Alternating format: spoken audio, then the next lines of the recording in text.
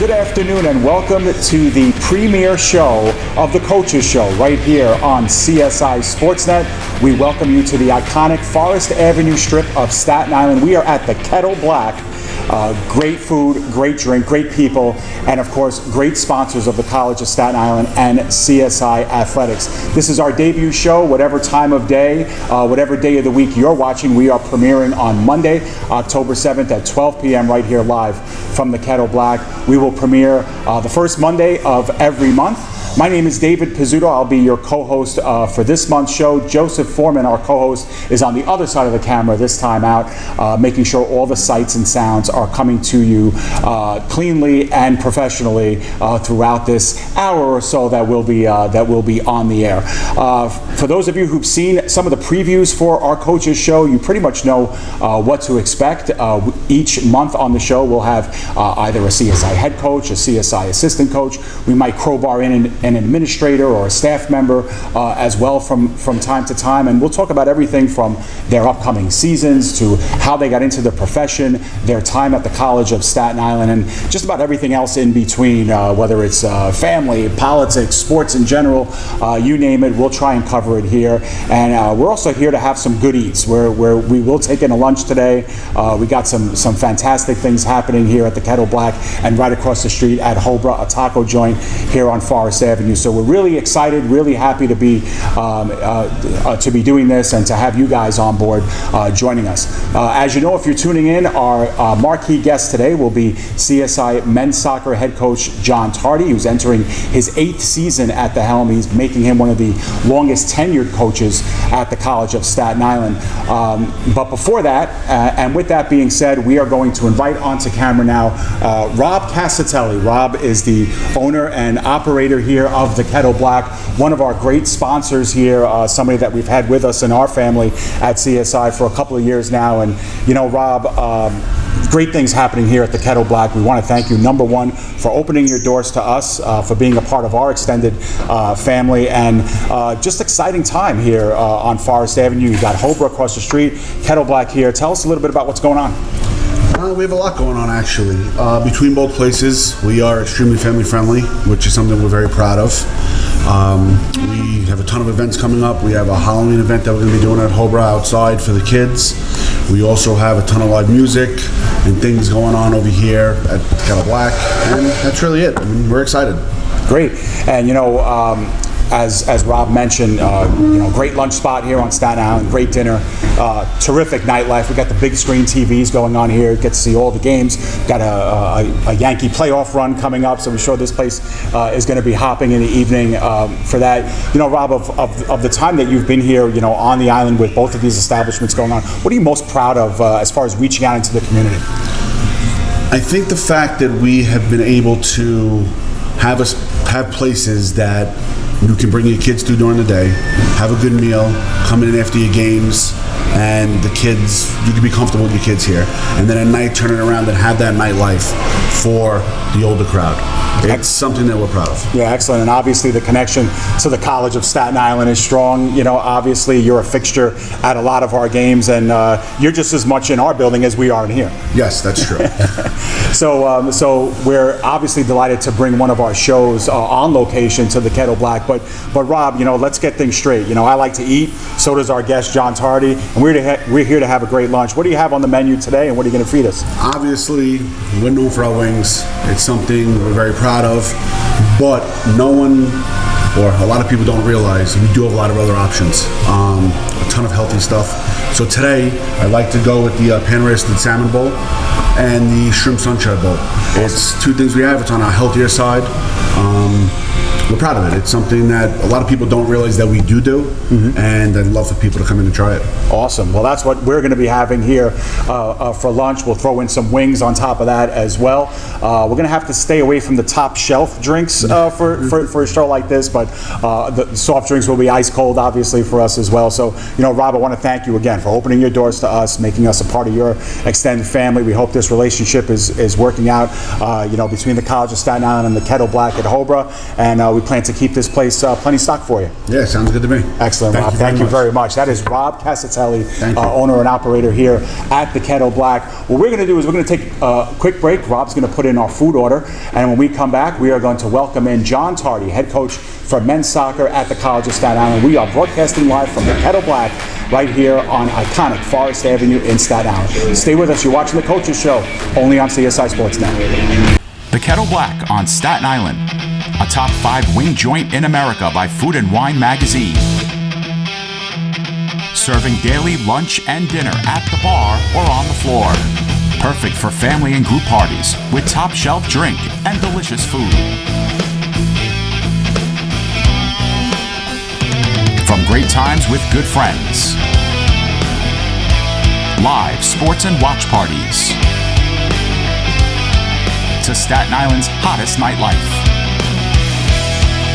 The Kettle Black features live music and DJs weekly. The Kettle Black features daily and nightly food and drink specials. The best Staten Island has to offer is at the Kettle Black. We'll see you there at the Kettle Black, located on 415 Forest Avenue, Staten Island.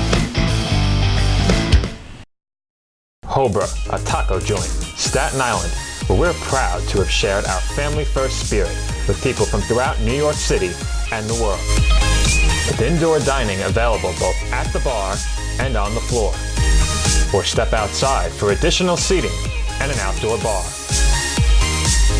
Serving beer that's crisp, ice cold, and worthy of a day at the beach. Cocktails that explode with flavor. And great food made with the freshest and healthiest ingredients available.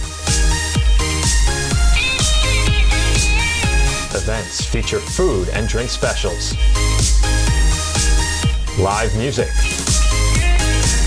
And the best of Staten Island nightlife. Your CSI Student ID saves you 10% on your dining order at Hobra. Visit us at 412 Forest Avenue, Staten Island.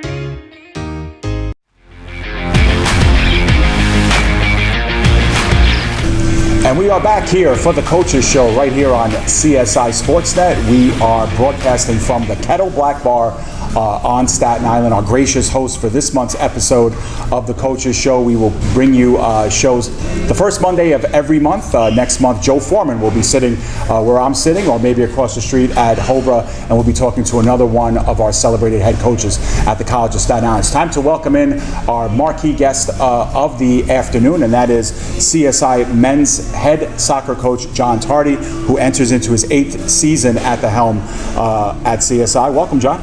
Thanks for having me, Dave. Yeah, it's amazing. As soon as we mentioned there was lunch involved, John volunteered to be our first guest. But all kidding aside, John, it's amazing because as I was preparing for this interview, I realized that you've been with us now for 8 years, and you don't look a day over 25. So you must have gotten the job when you were like 15, 16 years old. Tell me a little bit. Well, if you want to share your age, please tell us. But really, you must have been the head coach at CSI from when you were really young. Yeah, so I got the job when I was 21 years old. I believe I was the youngest coach in the NCAA Division III at the time. I was fresh kind of off my my playing career, career-ending injury, and I got into coaching, and CSI kind of opened up, interviewed, and I was lucky enough to get the gig. Yeah, and we'll talk a little bit more about what got you to CSI, but I have to share this story, and I love to share it because I was working over the summer, early summer, I was working a national professional soccer league game, young athletes there, and a gentleman comes up into the press box, sees my shirt, I was wearing a CSI Dolphin shirt, and says, "You must know John Tardy." And I say to him, "Yeah, he's our soccer coach, I know him quite well." He's like, you don't understand. John Tardy was one of maybe the top 5 players in the nation as a high school senior. He was the best athlete I've ever seen play soccer. So you kind of have this celebrity status in the soccer world that I really wasn't aware of, to be honest. But you were honestly, John, a really terrific youth player, and obviously a scholarship college player. Tell me a little bit about A, what got you into soccer, and B, when did you realize in your life that you were pretty good at this thing? So it's actually pretty funny. I was actually really into hockey, and I mean, as you know, I'm a huge Rangers fan, and I kind of thought I was the best at hockey already. So when it came down to it, my mom was like, all right, you need to choose. It's either soccer or hockey. And I was like, well, I'm already the best at hockey, so now I want to be the best at soccer. So my mom was relieved because she didn't have to carry hockey bags and wake up at 4 o'clock in the morning anymore. She was like, all right, good. But I kind of got into soccer, and I started just here on the island with local clubs, Silver Lake, well, Rec first, St. Clair's. And while I was playing recreation, I actually got scouted and recruited to play, for the local travel club in Silver Lake. And from there, opportunities arose, and I took them, and was pretty successful with them. So it was really just kind of a fluke for me to get into the game because our family has no history of it, and but I'm happy I did. Yeah, and you parlayed that into a very successful college career as well. I know you've been to Clemson and played for them, St. John's as well. So tell me a little bit about your college career. So the college career, it was actually, I knew I wanted to play in the ACC. It was the best conference in the country for soccer, and I was kind of stuck between UVA and Clemson at the time, and the UVA coach, he was our national team coach, so I didn't even do my official visit there yet, but I fell so in love with Clemson and the atmosphere and the team that when I called him up and told him I was going to Clemson, he hung up on me, and that was kind of the end of that relationship there. But I was at Clemson for 2 years, did pretty well. Just kind of butt heads with the coach a little bit at some point, so thought it was time for a little change of scenery, where I transferred to St. John's, and they kind of welcomed me with open arms and won a Big East title there, NCAA tournament. So, great college career, learned a lot from both coaches, and kind of applied some of the stuff to my own coaching career, and applied also some stuff I took in from them not to do as a coach. But I think as a coach, that's one of the great things. I've been able to interact with so many different coaches at so many different levels that you kind of, as a player, you take in kind of bits and pieces from each one to really kind of make your own coaching style.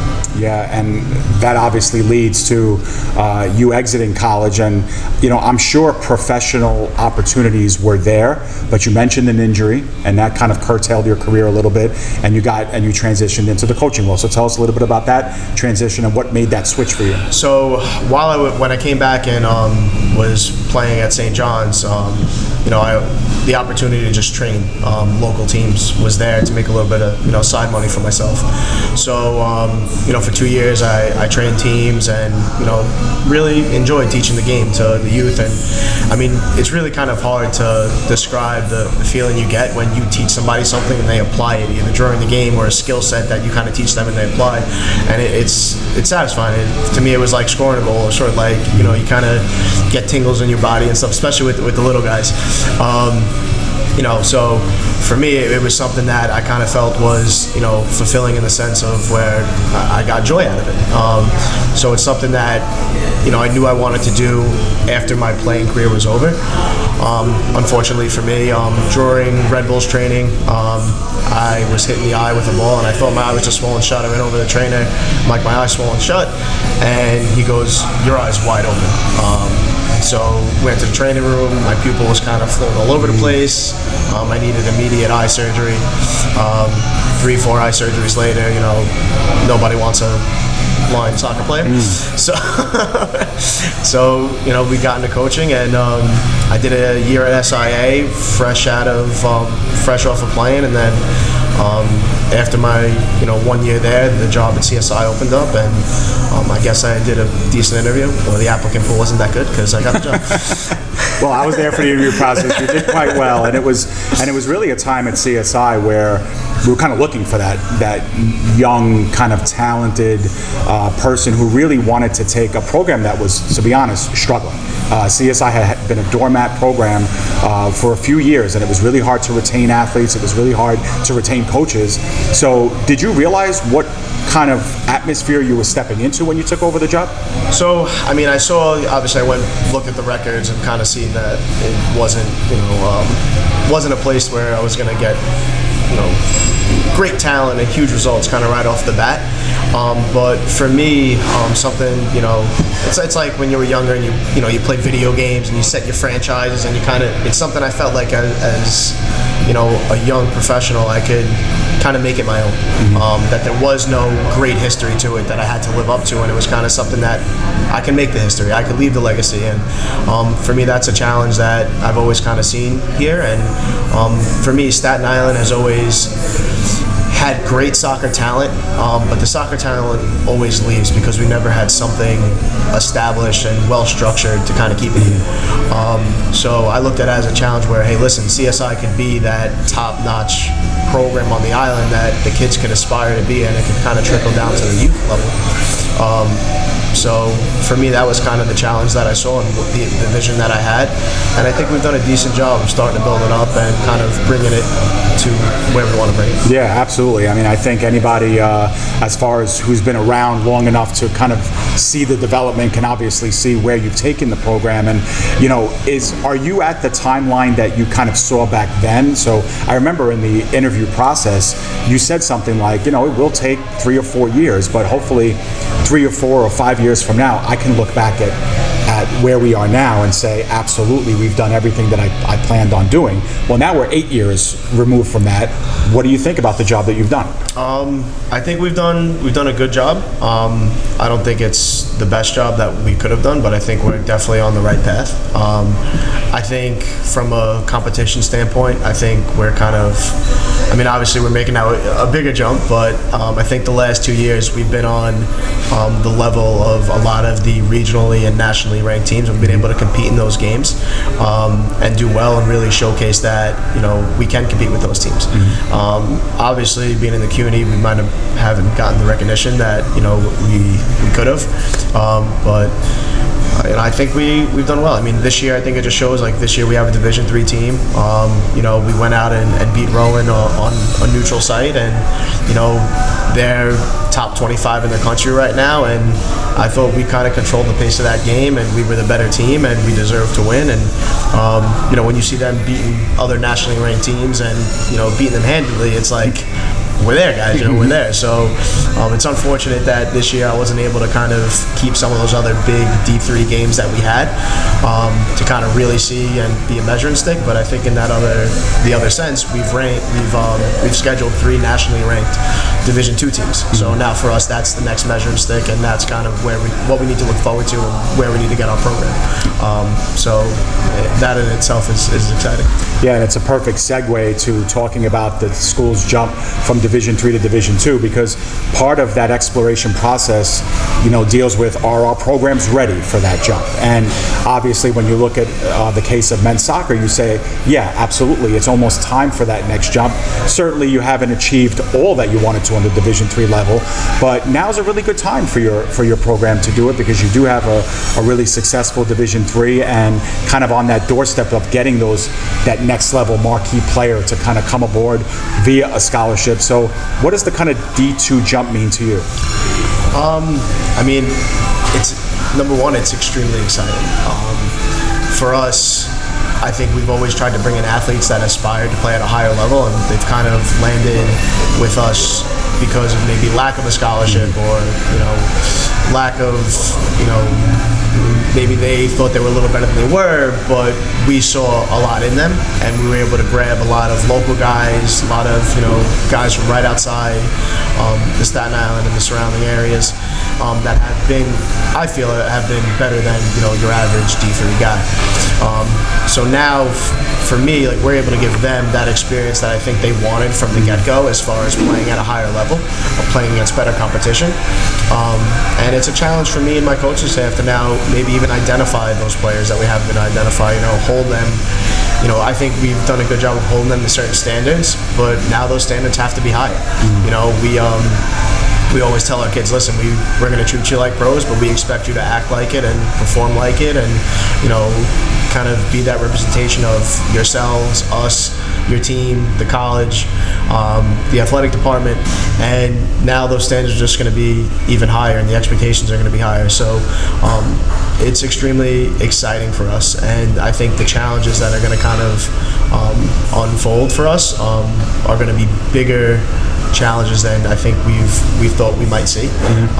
But again, like, playing against those better teams and being able to recruit now against those better teams and kind of expand our recruiting, our reach, and recruit internationally and stuff like that are all things that I think are extremely exciting. We're excited for, and we want our kids to really be true Division II ambassadors for the college. So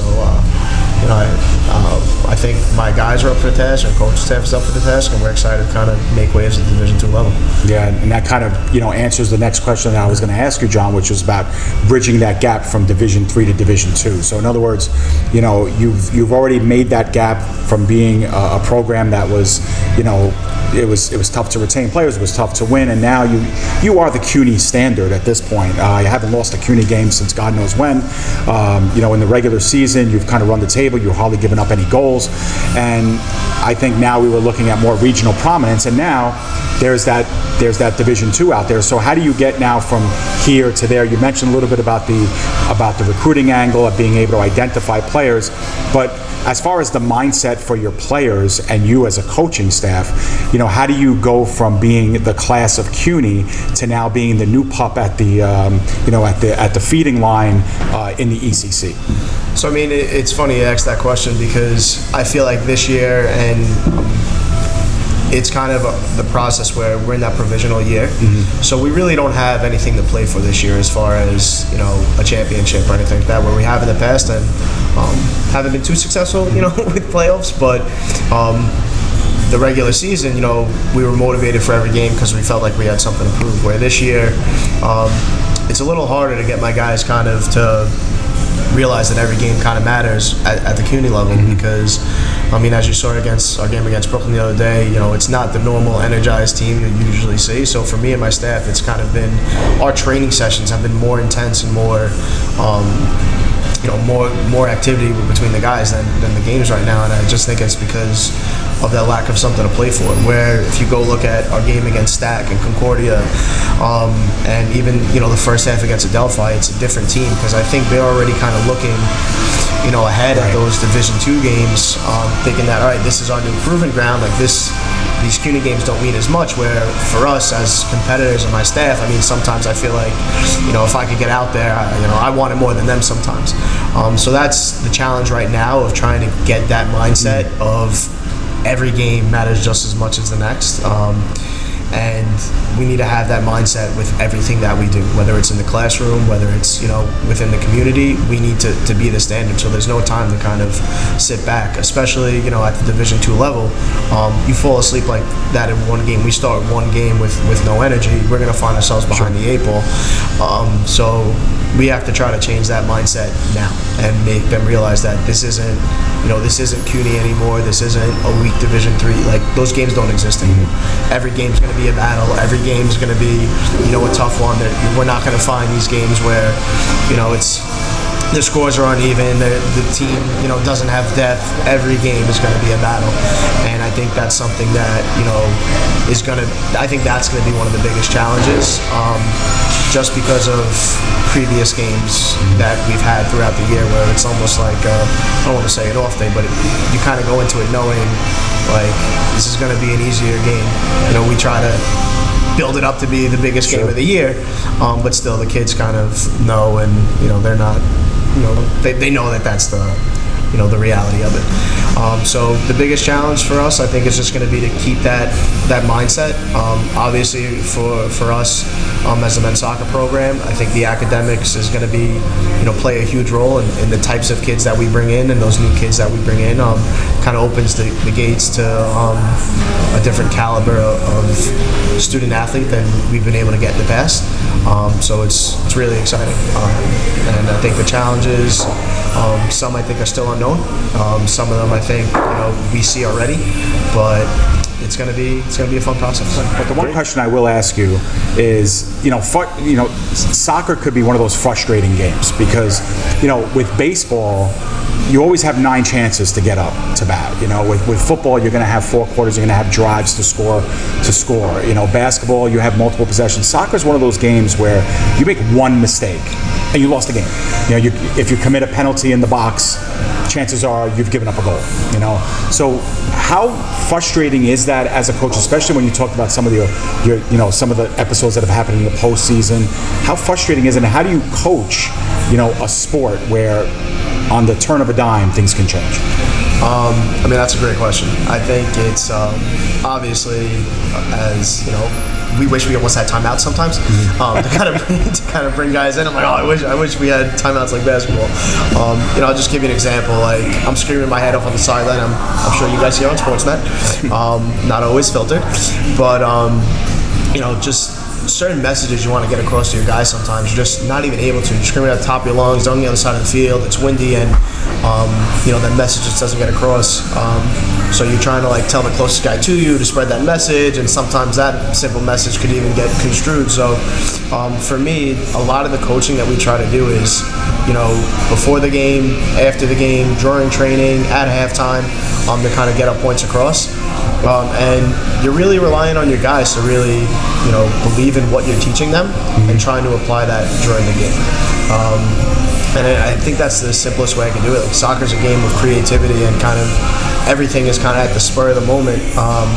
These kids have to make decisions where we can't have them on a joystick and move here, do this, do that. Guy gets beat over the top 3 or 4 times, and it's hey, listen, you need to step this way, look this way, or whatever, just to make sure that doesn't happen.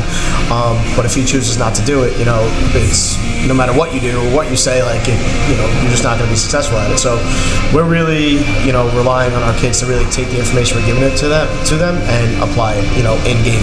And we try to do the best we can at reviewing film and doing that stuff to kind of give them their best, platform to kind of succeed. I think for the most part, our kids are very receptive and very coachable, so they do apply a lot of the stuff that we teach. So we're lucky enough in that aspect. But as far as the in-game stuff, it's, you see me on the sideline, very animated, very, it's frustrating. It's definitely frustrating at times, but you hope, that the boys just do what you expect them to do, show up, play hard, and get the job done. And for what it's worth, I enjoyed the PG version as opposed to the PG-13 and rated R versions, but I've seen all 3 movies, so we know what that's like. I think we got some food coming into us, John, so we're gonna stay rolling. Come on in. Got the navigation of the cameras salmon here. Bowl. We have a salmon bowl here. That works out great. The sunshine bowl. The sunshine bowl. Terrific. We have the chili mac and cheese. Chili mac and cheese or chili cheese. Chili. And we have both wings. Oh, Cramped Nunzios and beautiful. Well, thank you very much. Appreciate that. Joe, you got shots of all this stuff? So this is the salmon bowl. It's kind of something newer on the menu here at the Kettle Black. We have the shrimp bowl, which is what I'm going to have. Salmon bowl here is actually for Joe Foreman, who's videotaping right now. So he's surveying his own lunch here. And John, this is all you here with the wings and all that good stuff. I'm keto, so a lot of meat. That's what we're going for. Okay, so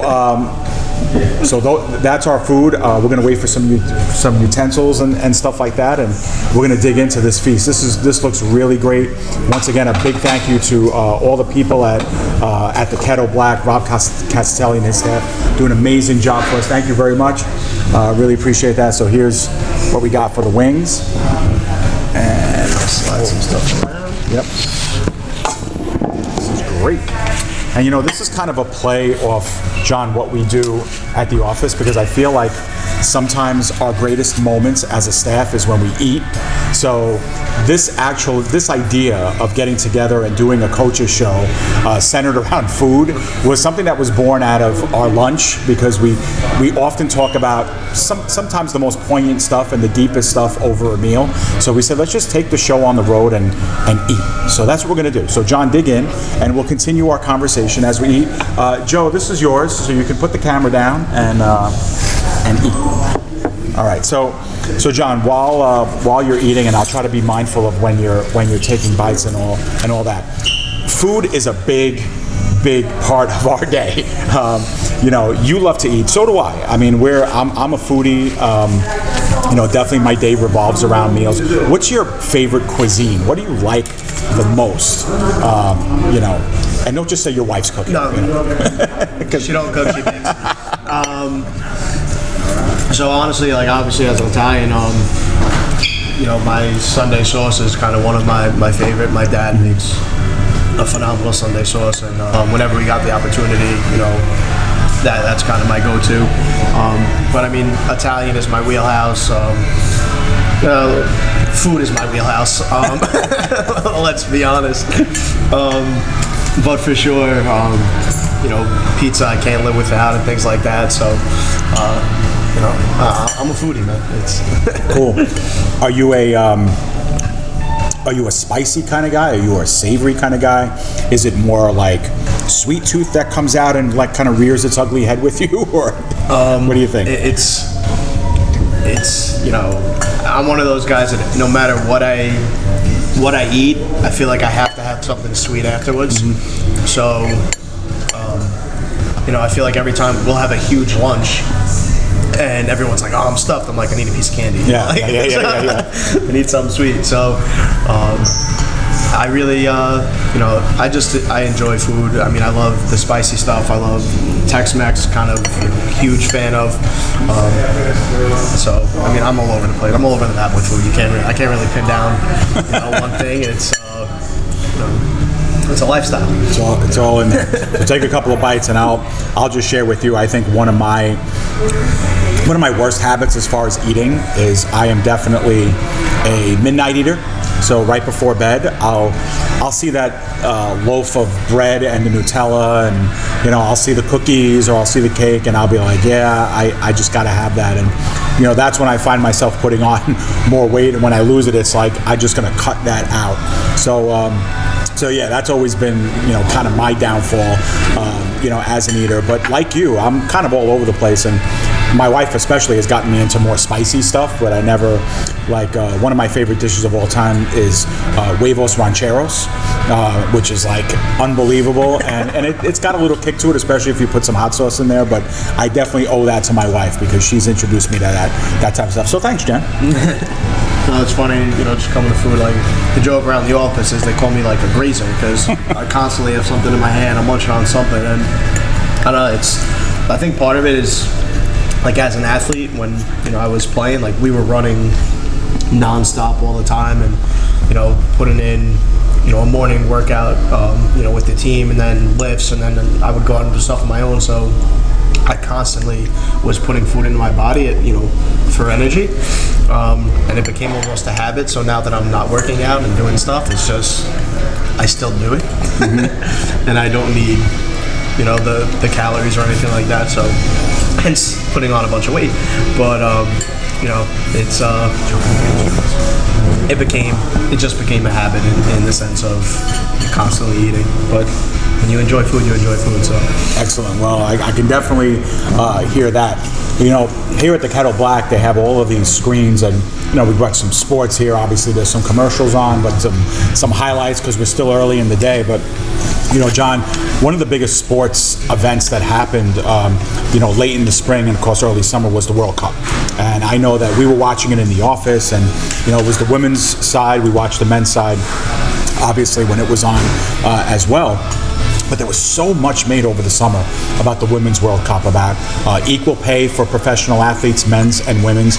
And I didn't realize how polarizing that discussion is, how people truly get mad at the thought of women being paid equal to the men, and how on the other side, like, people are truly, angry that, the women can accomplish so much on the world stage and not get compensated. And then there was a lot made of their actions afterwards. And, is it, if men carried on like that, would it be accepted if women didn't?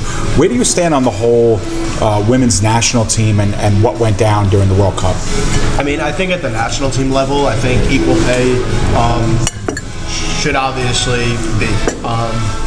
I think the women and the men kind of, if you look at like the revenue standpoints of things, I think the women and the men, same type of crowds, they're packing out stadiums and things like that. So I think from that, standpoint, that there should be equal play coming from the U.S. Soccer Federation, because I think both sides are generating just as much revenue as the next.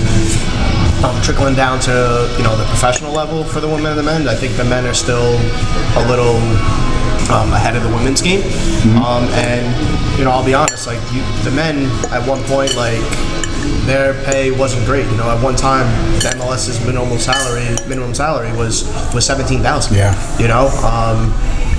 Now I think it's at like 60, so it's still not a huge salary that you're taking in, as a professional athlete.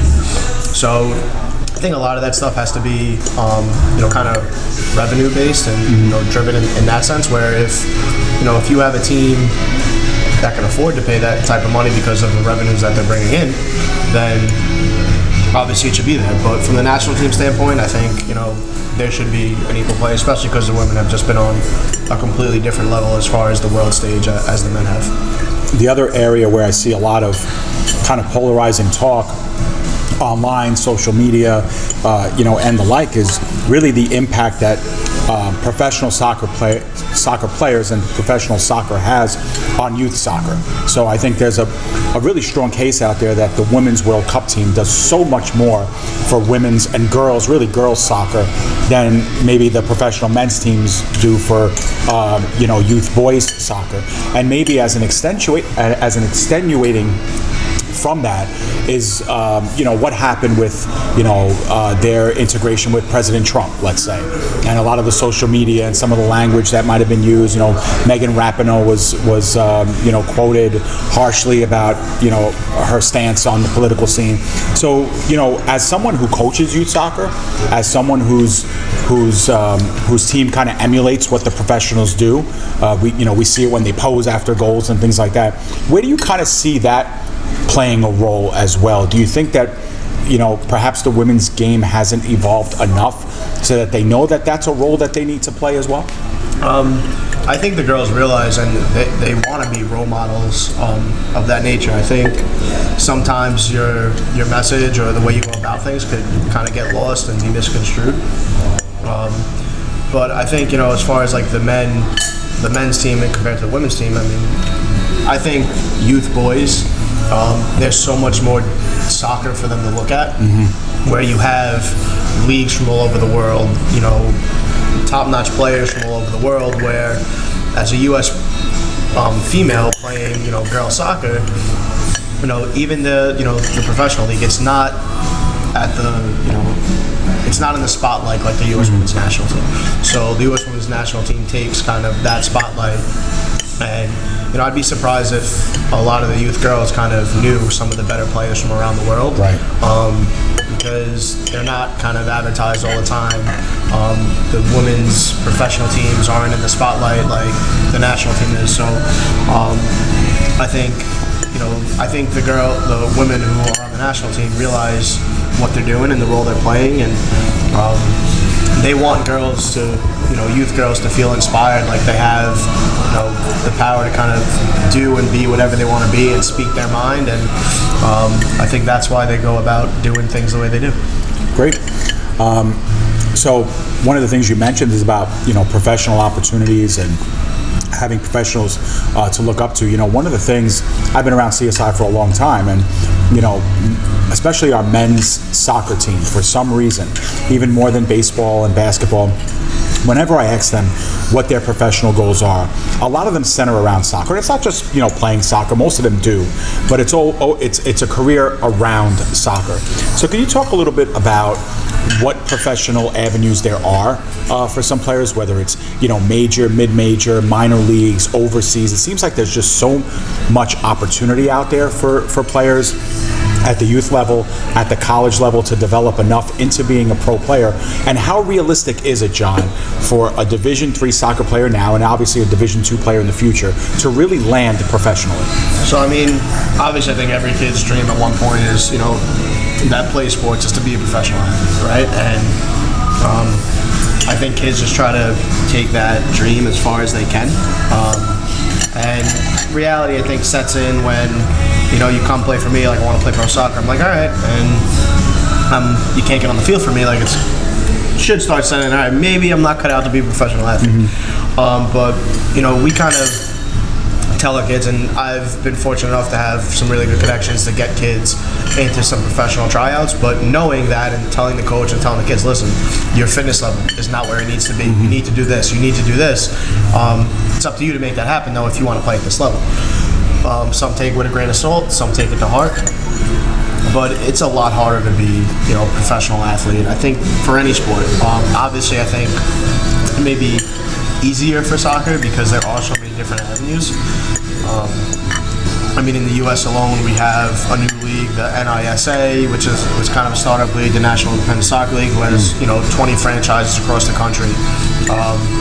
The United Soccer League has Division II, the Championship, Division I, and then you have the MLS above that. So, there's 5 different avenues. Then you got indoor soccer, and then you go overseas. Each country has 6 different divisions you could go play pro in and be a professional athlete.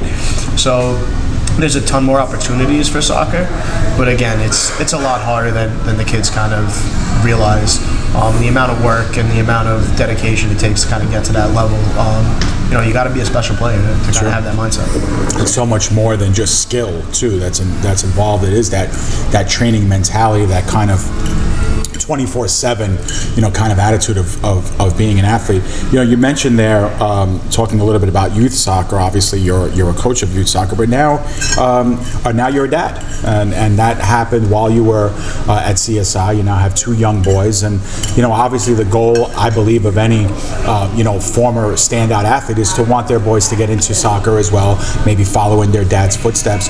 When you see what youth soccer and what youth sports is now, there's a heavy parent involvement. There's some helicoptering going on at times too. Where do you see kind of you fitting in now? Because now you're an ex-player, you're a current coach, and you're a youth coach, but now you're a dad. So now you have to put another hat on. So tell me a little bit about approaching it when it's your own kid. Yeah. So I have my oldest is 4, CJ, and I kind of have him in 3 different programs already for soccer. I'm not one of those crazy dads. It's but I just wanted to get different coaching, different ways of training and stuff like that. And listen, if at the end of the day, like, I want my kid to love the game. So if he doesn't love it and it's not for him, it's not for him. I'm not going to force them in anything. But it's funny, even at like this level, I'll go to the field and I kind of sit myself far back, and because I don't want to be that dad that is coaching over a coach and stuff like that. And my wife kind of gets on me and she's like, come watch him. I'm like, if I watch him, I'm going to, like, the coach in me is just going to kind of come out. So I like to sit back and watch from afar, so I'm not, kind of in-game coaching, talking over the coach, pulling him over to do certain things. So, I really I want my son to kind of enjoy it and fall in love with the game before, we really get into the nitty-gritty and the technical stuff and kind of all that stuff. So, but right now, he's extremely disciplined in how he listens and how he takes direction, and for me, that's super exciting to see that he's a coachable kind of player. He's not messing around and kind of not taking direction. So for me, that's exciting to see that part, because especially at that age, I think that's the hardest thing. Like, I've worked with real little kids before, and it's getting them to just stand still and listen, to really start to apply what you're kind of teaching them. So he does a really good job at that. So I'm excited to kind of see where it takes him. Yeah. And as far as my little guy, He's already kicking the ball and screaming goal and stuff like that at a year and a half. So he's got a little grit to him too. He's got a little mean streak in him. So I feel like he'll be kind of like how I was, maybe a little hot-headed. Gets it from his dad. So I'm excited to see where those two end up in the game. Definitely. I used to coach 7, 8, and 9-year-olds in Pop Warner football, and I stopped quite a number of years ago because of the parent involvement. Because of, I'd have kids sometimes kind of in the middle of plays with one eyeball on their dad on the sideline, the other eyeball on the field, and you begin to think like this kid's going to really get hurt, and he's going to get hurt on my watch because he's too involved with what his parent is telling him. As a parent yourself now, and a lot of parents of your team right now are probably going to watch this interview. What do you tell kind of parents as to, look, there's a line, right? I mean, obviously you don't want your kid being poorly coached, so obviously you want to have some say and control over your child's or your young adult's future in the sport. But at the same time, you do want to give the coach who's coaching your kid proper space. So where is that line? Where do you go? And how do you present it to your kids and your parents? So I usually try to have a parents meeting at the beginning of the year to kind of lay down some laws and some rules and expectations. So right now I'm with the older and the high school kids, so it's a little easier. But when I had the group that I have now, I've had them since they're 6 years old. So I've told my parents, like, listen, I'm going to be approachable. You have questions about playing time, about certain things, you can come speak to me about it, but I have a 24-hour rule. So you let me coach in game.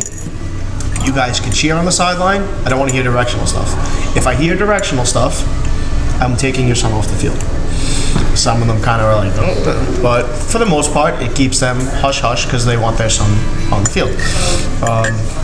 So I think I kind of had an unorthodox style to begin with, and I know people were very unhappy with the results that were happening with our team. We were losing games 6-7-0 because I was forcing the kids to kind of dribble in every situation because I just wanted for the kid to understand I wanted him to be comfortable on the ball. And that mistakes are part of the game, they're going to happen, but don't let that shy away from your skill work. So after we kind of got through that first year where we lost every game 7-0, but now my team, we're all super comfortable on the ball, super comfortable in all different types of situations. So the parents that were cursing me saying I had no idea what I was doing are now like, oh, the same team we lost to 7-0, we're beating 7-0 because I unorthodox for sure the way I went about teaching it, but the kids got it that way, so we set down our ground rules and kind of tell them like, look, here's how it's going to be, and if you don't like my style of coaching, you don't like what I'm doing, there's other options out there. You don't have to stay here. Sure. So I think that's the one thing that it's a shame that I kind of have that mentality because I'm not worried about numbers. I'm very confident in my style of coaching, and that a lot of kids that have left because they weren't happy with me, they've come back because they've been extremely unhappy with wherever else they went. Right. So, I think the fact that I've kind of been through the process that all these kids are trying to play college soccer, and I've been through that process, and I've kind of know that development path that needs to be taken, and I try to look back. All right, when I was this old, was I doing A, B, C, and D? Because that's the minimum of what these kids should be doing. And I think, I look back at it now and going, I wish I had some of, the things that we're teaching kids at a younger age. I wish I had access to that type of training and that type of the equipment and stuff like that, because I think, I look at, I'll give you an example. We have a 2010 team on Staten Island that I wouldn't have been able to step on the field with. They're so extremely talented. And at that age, like, I just wouldn't have been able, to make the cut. So, for me, I think it's, the parents kind of buying into what that coach is teaching, and letting it blossom, letting it unfold. Don't be so quick to pull that trigger, because at the end of the day, like, people have jobs and are in this profession because they have an idea what they're doing. So have a little trust in the coach that you're with. So I saw Rob approaching, but Rob, this is delicious. Yeah. Excellent stuff. And John just polished off his chili without even batting an eye. And Chili before wings. Can eat cold wings, not cold chili. All right. thanks again, Ron. What's that? I'll be right back. Awesome. Food's delicious, by the way. I had the shrimp bowl, brown rice, tomatoes, avocado, carrot, corn, and grilled shrimp that's just popping. So really great stuff. You mentioned your family briefly. You mentioned your wife. Mentioned a couple of kids. You work full time at CSI. You're also the assistant athletic director for facilities, and you oversee rentals and stuff like that. And anybody who knows anything about our facility knows that we're open from the 9 a.m. 9 to 9:30 p.m. We have events on the weekends. We have events deep into the night sometimes that go past when we're even open till. Obviously, being charged with all the facilities on campus, CSI has over 200 acres. We have all of our own fields. You are an extremely busy man. So how important is it to have a family at home that's really supportive of what you're doing and, quite frankly, to kind of enjoy what you're doing if you're going to do it this much? I mean, I am extremely fortunate to have loving. My wife Kelly is unbelievable. Kind of takes care of the boys, the house, cook when she can, but she's extremely supportive of everything that I've done up to this point and what we do. And as a family, I think we realize we're a team, and there's certain sacrifices that have to be made to kind of provide the environment and the living situation that we want for our boys. So, I just can't thank her enough, and, what a great job she's done as far as supporting me and my career, and, having, she kind of gave up a career of her own when we had the kids, to kind of, help raise them and bring them up the way we want them brought up. So, she's just awesome, and, love her with every piece of my body, and just she's amazing. She's an amazing woman, and the family life is extremely important to me. So the little time that I do get to spend with my family, obviously everyone wants to spend more time with their family, but we try to make the most out of it. So we're going out all the time and doing things when we have that time. But I try to make sure that I'm home every day to put the boys to bed and wash them up and spend a couple hours with them. I'm usually out of the door before they wake up, but the days that I don't have to be, I'm making sure I'm taking them to school and whatnot. So I'm extremely fortunate enough to have a wonderful family. So awesome. Well, that's great to hear, and it's something of a must, I guess, when you decide to get into this profession, whether it's coaching or being involved in college athletics. Definitely something that one would need, I would think, and I can obviously speak for that too, and a lot of the other members, staff members that we have at CSI. John, we're almost through with the lunch part, and we still got plenty of wings, obviously, but we haven't really talked about your team much, and I guess we should do that. I mean, we knew going in this was going to be a pretty special season. I mean, obviously you have the Division II backdrop and all the excitement that brings, but you also got some real good bona fide talent on this team. You guys are off to a 4-3-1 start. You got Lehman College a little later on this afternoon, and then and then plenty of games coming up on the schedule against Division II and the rest of CUNY. The outlook is still very bright. And this was going to be a special season no matter what. But what can you tell us about how the season has started for you guys? Who are some of the kids that we really should be looking at from now until the end of your season? What should we be mindful of, seeing out there on the field as we transition and move forward into Division II? Well, I think, kind of right off the bat with, we had Camden and Rowan, which a little upset with the Camden result, but I thought they were a very well-organized team, and we just kind of weren't there offensively that day. But obviously, the game against Rowan to start the season, huge win for us. First time we ever beat them in school history. And they're a national power the last couple of years. They're ranked in the top 25 year in and year out the last 5 years. So for us, I think that was kind of one of the measuring sticks going into this season. And then obviously, I think against Adelphi, we kind of fell apart in the second half, but 0-0 at halftime with the number 1 team in the country. Us not having one scholarship kid on the field. I think it kind of shows a lot of where we're at and what we're trying to be and what we're trying to do. And I think we were able to play with them. And I think the fitness levels and the athleticism kind of got to us in the end. But I think the style that we play and where we are and the talent level that we have could really compete with a lot of teams across the country. So for us, that's very exciting. As far as players, I think we brought in a really good group of freshmen to kind of lead this D2 charge. Danny Angulo, who is a local guy, playing kind of that cam spot for us at center midfield. He's a creator, he's dangerous, he's super quick.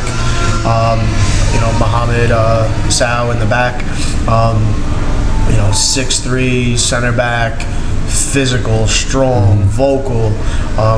Want him to be a mainstay for the next couple of years. Pat Longo, who's transferring from LaSalle, as a redshirt freshman. Very good defensive center midfielder. So I think those are kind of some of the pieces that we're looking to kind of lead the charge. We have another transfer that's redshirting this year, but kid Kamari Jonas, which we're hoping is going to be a dynamite offensive threat for us in the near future. So that's some of our younger guys that we're really looking to kind of lead the charge in this. And obviously you've kind of seen flashes with Jamali and his quickness and speed and things like that. So our freshman class is, I think, putting us in a really good place to be successful moving forward. As far as the guys we have returning, I mean, Ryan Lehman, I can't say enough about, our captain and what he's meant to this program and what he's done. And, he's a silent leader, but the kid is, a class act all around, on the field, in the classroom. Going to be a very hard piece to replace, but, as a coach, and, that's part of the career process. How do you replace a piece like that? And, that's where my job gets difficult. How do you replace an offensive threat like Phil Lefkowitz? Extremely talented guys. Phil was a player of the year last year, led the country in assists per game last year, and how can you bring in a freshman, find a freshman or find a junior college transfer that can fill those big shoes? So again, I think we're some of the guys that were phenomenal last year, they're still kind of getting themselves going this year. Brian and Joe, I thought, had phenomenal years last year, 20 and 18, goals apiece. They're still kind of getting their feet wet this year.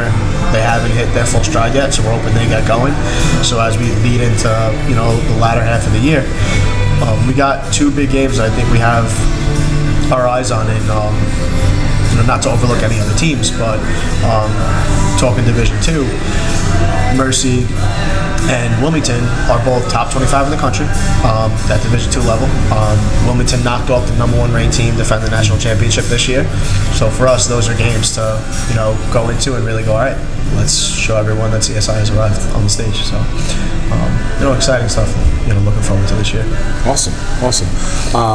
Obviously, you mentioned a little bit about some of the newer talent coming in, and please continue to heat, John. We'll move these wings here so get a better look at them and finish them off. You spoke a little bit about the recruiting process. Obviously, at this stage of the game, there's still some recruits out there, obviously, that haven't been signed. Obviously, you're chasing some as well. But I would imagine that recruits are going to be watching this video too. You got current players, I'm sure staff and parents will be watching this. But there's going to be a recruit out there who's going to watch this interview and going to learn a lot more about you and who they're going to be playing for. And what's kind of your message to high schoolers out there now who want to land with a really good, Division II program or want to get a scholarship? What kind of check boxes do they need to kind of check off in your eyes as a coach in order to be successful playing for you? I mean, listen, for us, I think it's about having a kid that kind of buys into all aspects of this program. Like, we don't want a kid coming here just for soccer. You're a student athlete, so like I said before, we want our students to be ambassadors of the college, of our athletic department, and that kind of means to make sure you're performing in school. We want to have a team GPA over a 3.0. We want our kids to be involved in the community, and I think we've done a pretty good job of doing community service, and we want to do more of that, and we want people to know kind of who we are. As far as, on the athletic side, we want guys that are coming in, working hard, ready to, day in and day out. You're training at an extremely high level, and we want you to get better while you're under us. So we want guys that are coachable, that want to learn, that want to get better, that kind of buy into, that philosophy. And if you do that, I think you could have a successful career. But if your focus is just solely on soccer, I don't think that this is the place for you. Good. I'm going to ask you one last question, John, and then we'll destroy these wings before we throw it a break, and then finalize with a little dessert here that we have planned. But obviously, you wear another hat. We talked about it before as the facilities director, and if the jump to Division II wasn't exciting enough, we have so many things going on facilities-wise. Your field, for one, it's been a few years in the making, but obviously there's a lot planned for your field. The track and field complex is going to be undergoing some changes. There are plans, at least in store, for baseball and softball.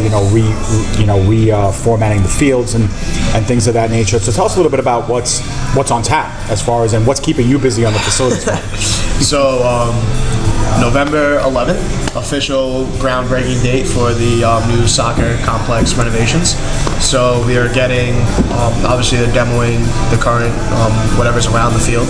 We are getting a new 6-foot black vinyl fence around the field, which is great. Bunch of concrete work for some sidewalks and stuff around the field. 1,000-seat bleacher complex. I know you and your staff will be very excited about a press box. No more setup in the rain. So, for us, super excited to actually have a stadium now where, we can bring people in. They're running all the conduit and stuff for eventual lighting for the field.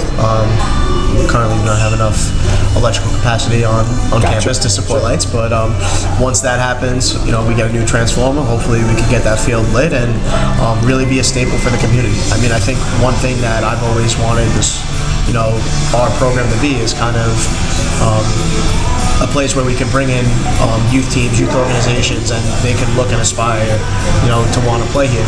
And having 4 o'clock games sometimes doesn't always, help that. We try to get our giveaways together and stuff like that to get people here.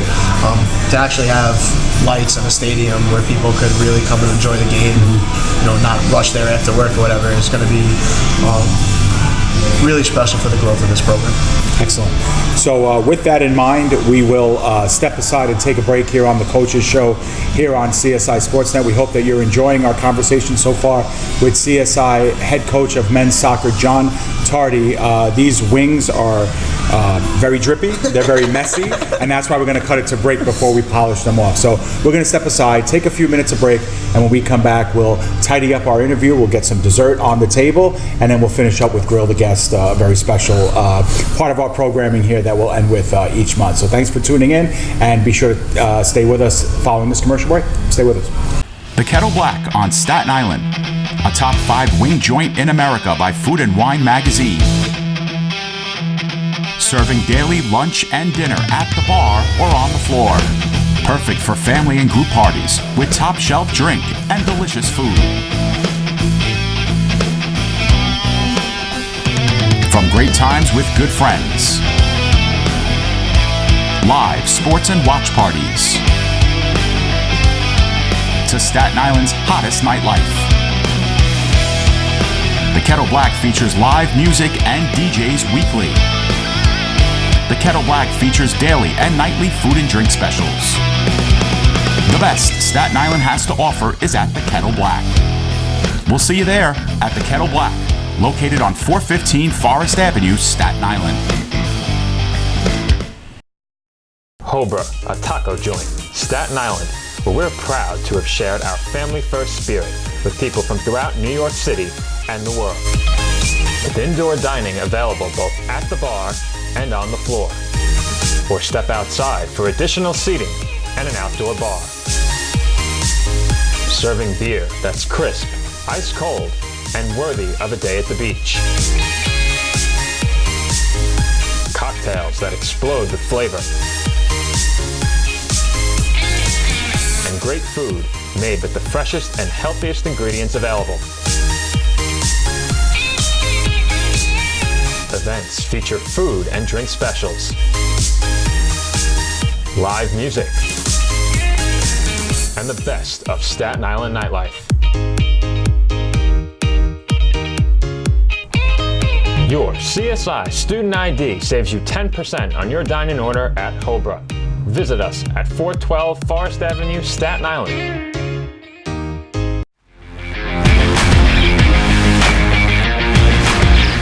And we are back here at the Coaches Show on CSI Sports. And as you can see, we've done our business with the wings. Worked out pretty good for us.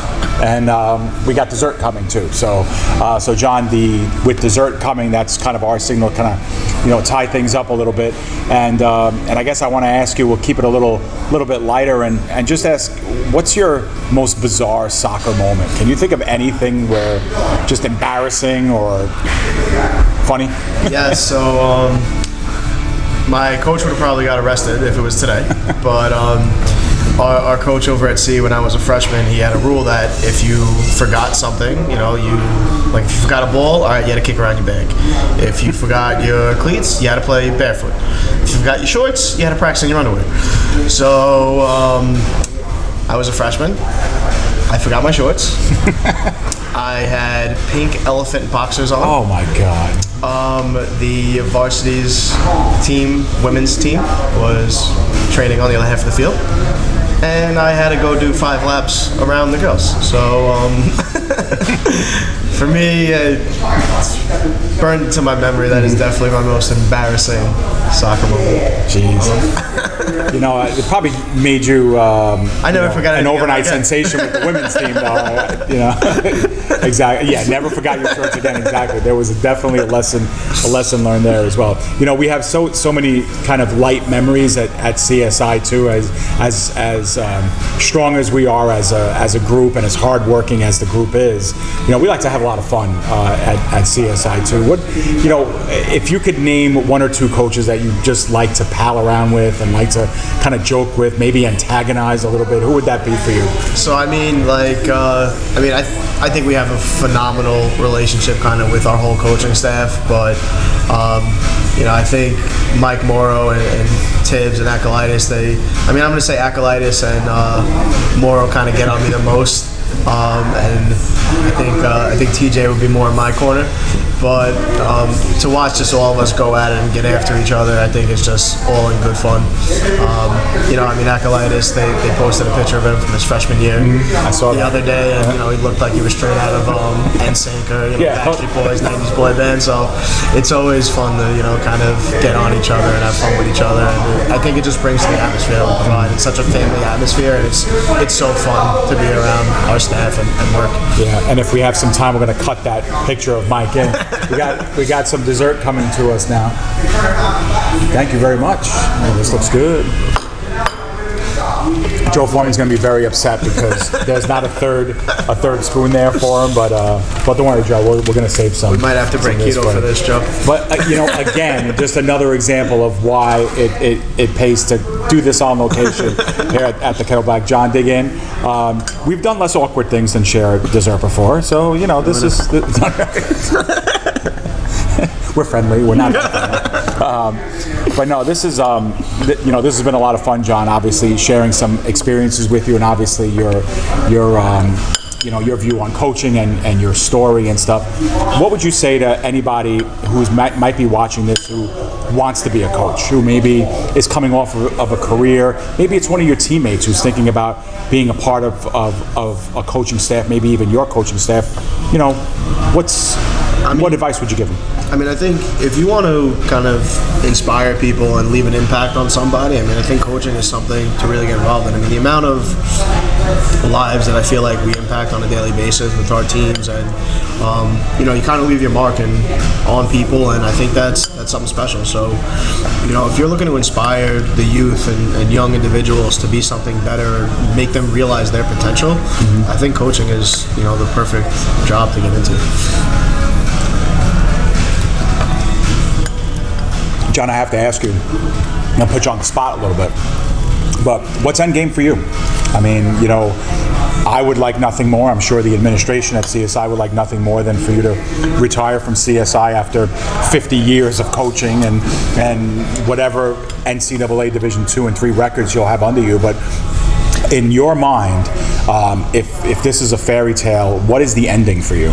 I mean, to be totally honest, I mean, CSI is definitely the place that I see home. I've spoke about it already. I mean, kind of one of the perks of it, being a city job is that there's a pension and benefits kind of attached to it. So you look at, kind of a career path for yourself. I put my 20 in here, and if I choose to move down south, or that's where my kids go to school down there, and so it kind of takes me away from there. But I think CSI will be home for me as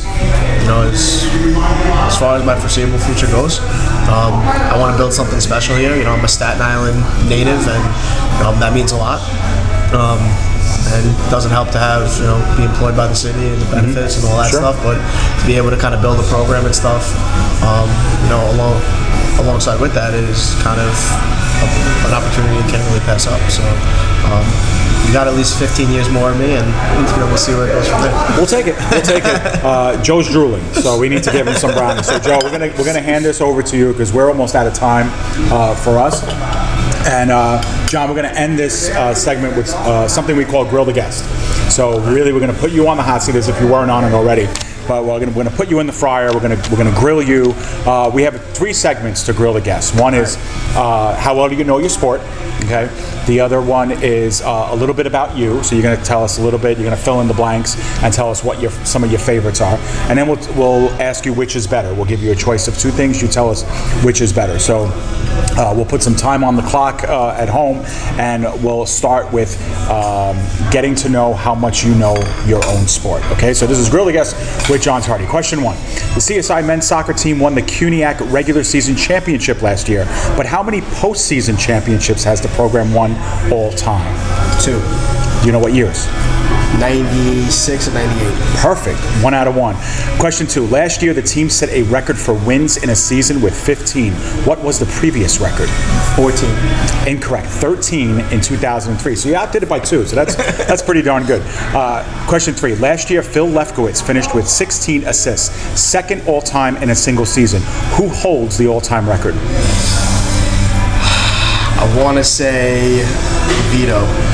Vito Lasalandra is correct. He had 24 assists in 1991. Question 4. In what year did CSI set a single season record for goals scored with 77 overall in a single season? I want to say it was 91 or 92 with John and Vito. It was 2018, your team last year. Yes, 77 goals. Question 5. CSI has only won 3 ECAC postseason games in their history. You coached in 2 of those. What teams did you beat? We beat Ramapo. I'm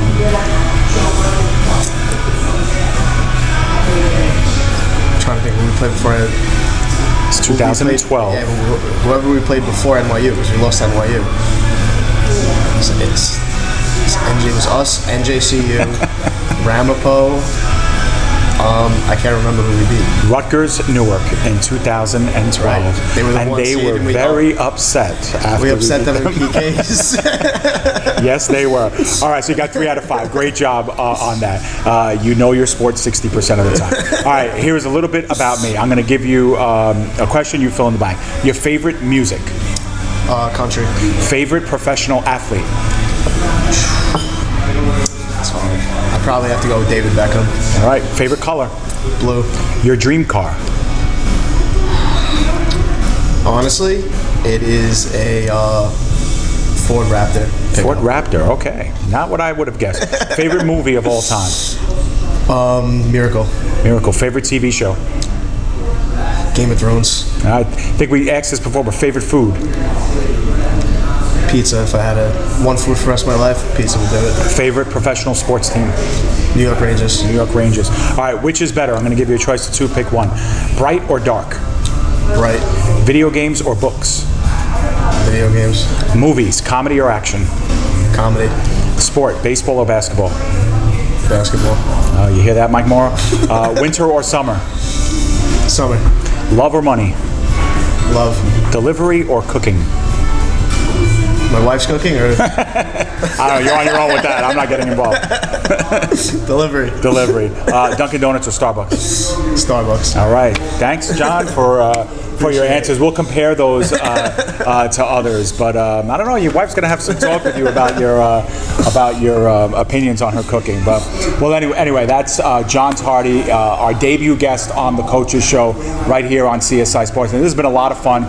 I personally got to learn a lot more about John Tardy. I thought I knew him, but I got to learn a lot more about him. And every month, on the first Monday of each month, we will sit down with the CSI coach, talk to them about their lives, about their teams, about everything else in between. Next month, it'll be Joe Foreman sitting in this seat, either here or at Hobra, across the way with one of our other head coaches, assistant coaches, administrators, and so on. Cannot thank the people at the Kettle Black enough. Rob Casatelli, his entire team here, they've been nothing but great hosts to us, allowing us into their building to film this. It's a real treat to get out of the office and do this the once a month. We hope you've enjoyed it. By all means, if you have any comments or suggestions, please leave them in the comment box. Any suggestions on future guests that you'd like to see, we'd like to know that too. And of course, stay connected and involved with us all the time, 24/7 at www.csidolphins.com. For Joe Foreman behind me, for our coach John Tardy, for Rob Casatelli, and everybody here at the Kettle Black, I'm David Pizzuto, wishing you a very good afternoon, and thank you once again to you, John. Thank you. See you next time.